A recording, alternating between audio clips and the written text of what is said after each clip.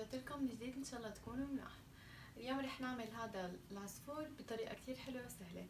خليكم معي لحتى تشوفوا كيف عملته.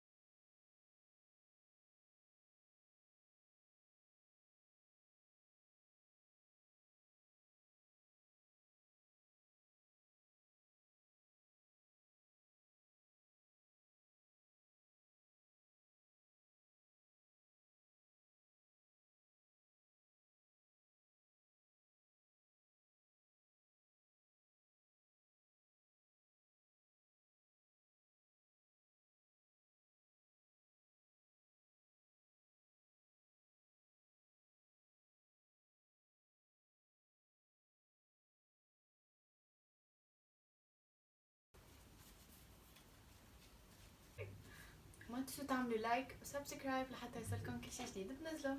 باي.